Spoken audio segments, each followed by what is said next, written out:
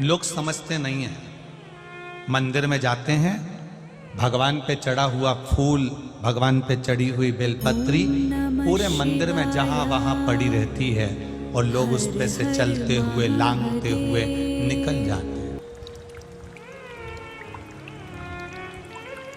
पंच पुष्प शिव महापुराण की 2 बातें अपनी जिंदगी में उतार कर रखना। यदि कोई बड़ा रोग अपने जीवन में नहीं चाहते हो, इस मुख को जिंदगी भर शुद्ध चाहते हो और इस मुख में कभी कोई बड़ी बीमारी नहीं चाहते हो, तो 2 बातें अपनी जिंदगी में उतार कर रखना। एक, भगवान के पड़े हुए निर्माल्य पर कभी लांगा ना जाए। दूसरा, अपने मुख में पान खाकर, गुटखा खाकर या कोई वस्तु खाकर जो मंदिर के लिए रास्ता जा रहा हो, भगवान की कथा के लिए रास्ता जा रहा हो, भगवान के द्वार पर रास्ता जा रहा हो, वहां अपने मुख से थूका ना जाए। जितने लोग पार कर कर जाते हैं उतना दोष आपको लग जाता है और आपका जीवन नष्ट हो जाता है।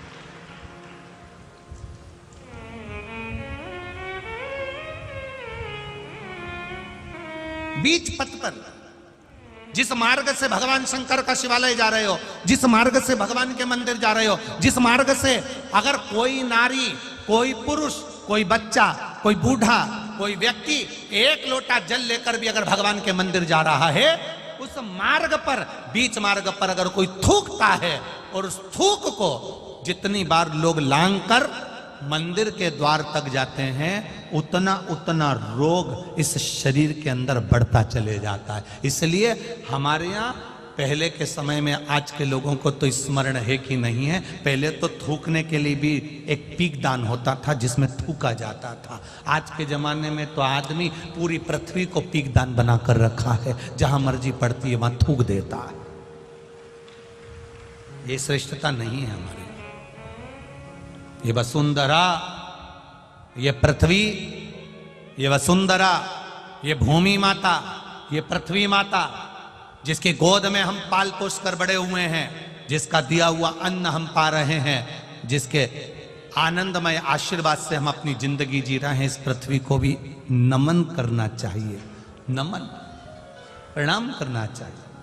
हम हमेशा कहते आए हैं, आज फिर कहते हैं, जिसकी बंजर भूमि पड़ी हो, जिसमें अनाज भी नहीं होता हो, बहुत मेहनत कर ली है, उस भूमि में कुछ नहीं होता, लोगों ने कह दिया इस भूमि में कुछ नहीं होता, ये जमीन बेकार है, ये जमीन बेकार है, ये जमीन बेकार है। आपसे निवेदन करना चाहेंगे, किसी मंदिर का निर्माल्य जो शिव जी पर चढ़ा हो, इकट्ठा हो गया हो, उस मंदिर के निर्माल्य को एकत्रित कर लो, डलिया में भर लो और पूरे भूमि पर उस निर्माल्य का खाद बनाकर, उस पूरी जमीन पर आप उस निर्माल्य के खाद को थोड़ी थोड़ी दूर पर इतना इतना खड्डा खोद कर बाबा के उस निर्माल्य को डालना प्रारंभ करिए।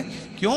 क्योंकि उससे भूमि की उपज देव अधिदेव महादेव की कृपा से अपने आप बढ़ना प्रारंभ हो जाएगी। उसको रखो, डालो,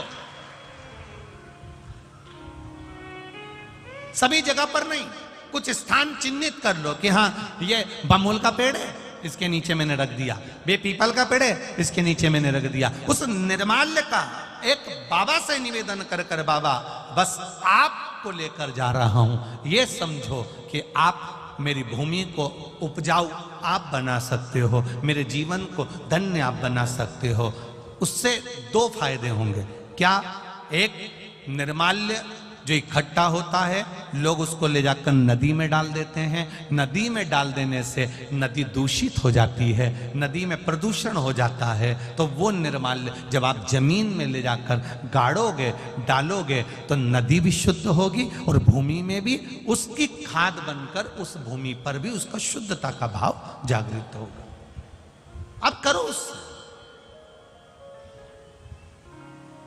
आप कहो,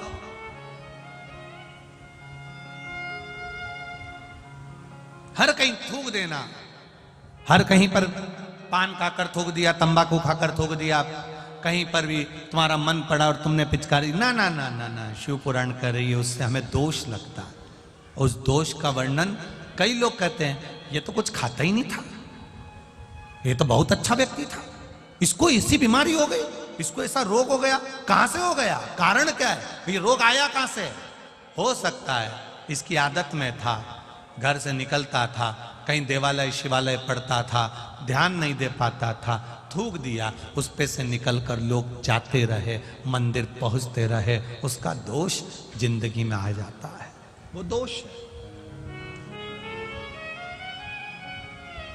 पहले के समय में गांव के लोग तो आज भी जानते होंगे कि पहले पीक दान चलता था, आप लोगों के स्मरण में होगा, कभी कभी आप लोगों ने देखा भी होगा, छोटा सा रहता था। हर हर महादेव। दोस्तों, अगर आपको ये वीडियो अच्छी लगी है, पंडित प्रदीप मिश्रा जी की ये जानकारी पसंद आई है, तो प्लीज़ हमारे चैनल को सब्सक्राइब कर लीजिए, साथ में बेल आइकन को प्रेस जरूर कीजिएगा, ताकि जब भी हम कोई नई वीडियो डालें आपको उसका नोटिफिकेशन मिलता रहे। हर हर